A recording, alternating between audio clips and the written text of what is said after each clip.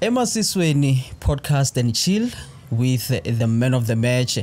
Ngiyalochisa begodu ngithokoza isikhathi oziphesona ukuthi ulalele li podcast ibizwa lami kuBrian the Legacy, the man of the match, the man of the moment, uJay-Z number 10. Ngaphakathi kwali podcast inenhloko eziningi khulu esidila ngazo, sinama topics amaningi khulu esidila ngawo. Basically what we aim and what we intend is to bring light to many people, especially abantu abacha. Angeke ngimuthi isikhathi ngingene twi ngaphakathi endabeni. I-topic engikhuluma ngayo namhlanje ngibuza ukuthi nofana ngilethi inkulumo yokuthi how much control do we have emaphilweni wethu, sinelawulo elingangani emaphilweni yethu nofana emaphilweni wethu.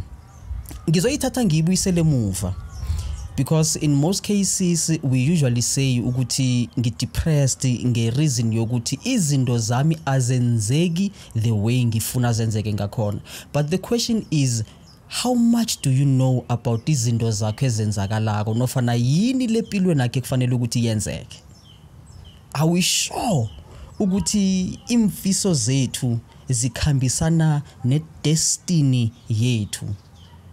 Or is there a pattern or a path ekufanele ukuthi siyithathe?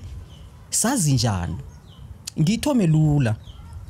Ekubelethweni kwethu, we didn't choose ababelethi abasibelethako.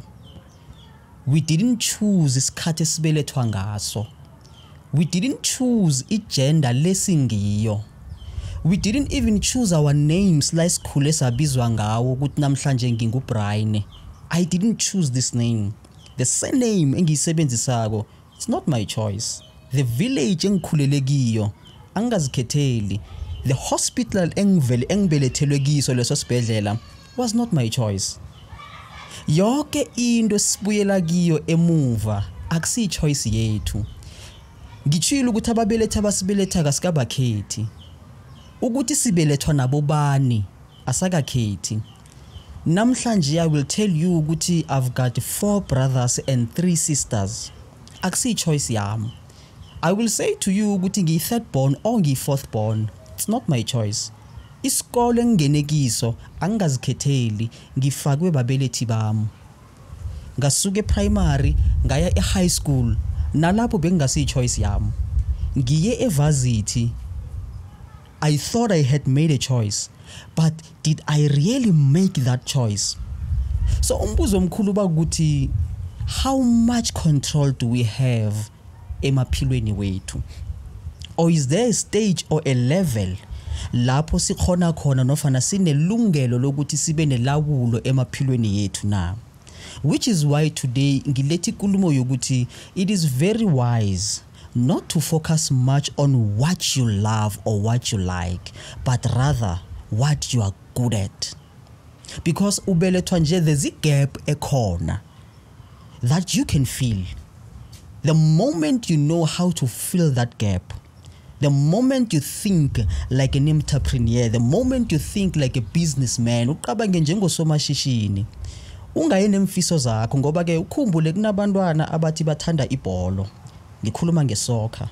Kodwa lo mntwana lo bamthengela yonke ikit yebhola aphelela bemuhle. Bathatha ibhola bamnikele. The first thing ayenzako uyalikhutha, uyalimista akalirahi aphelele ngakho konke. Bese kunabantwana abangasi fortunate enough ukuthi abe even nenyathelo lesikolo. Mnikele ibhola ubona imlingo ayenzako ngebhola leyo. Ngibuyela back to the question. How much control do we have over our lives? Because once we know that, we can determine our future. Mina ngiyokuphelelaphi.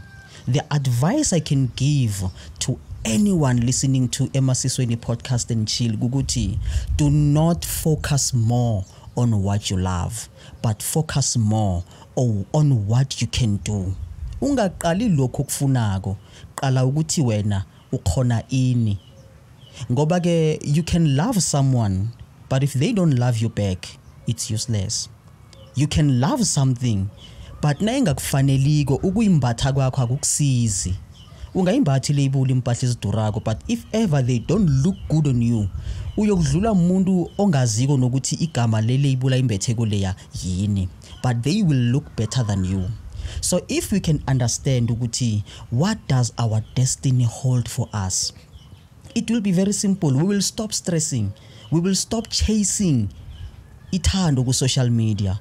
We will stop chasing abantu abanganandaba nathi, because we will have an understanding ukuthi yini elungileko kithi nengakalungi kithi. If you try something and you can't do it, you look at what you can do. If we can focus on that, then we'll have a better life.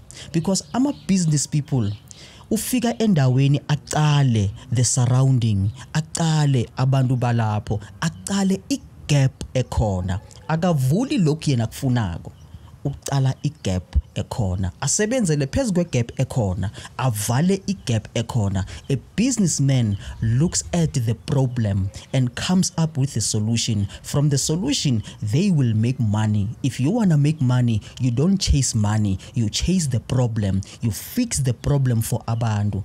If you want to change your life, don't go for what you want. Go for something that will bring what you want to you. I always say to amachita, if ufuna bocheri, ungagijimisa bocheri, chase money, because abocheri, they love money. Once you have money, you can have any girl that you want. But once you chase girls, uyophenduka isicefe phezu kwabo. So if you want to fix something, don't go for it. Go for something that will bring lento loyifunako straight to you. If I want your attention, the first thing engiyoyenza ngiyokuthuka. If ngiyakuthuka, I will get your attention. Then the moment you look at me, I will tell you looking for ukukutshela khona. There was once a teacher, what nakafika kwasithola sirasa. He said this one word. Eklasini, he said sex. Sathula sonke safocus phezu kwakhe. Wathi lochani class. Then he had our attention. Let's try to do izinto lezi eziletha attention on our side, and we use it against the world. At the end of the day, asibuyeleni back emasisweni, sithoma phasi nje ngiyayivala, asihlangane godu. Ibizo lami nguBrian the Legacy, the man of the match, the man of the moment is out.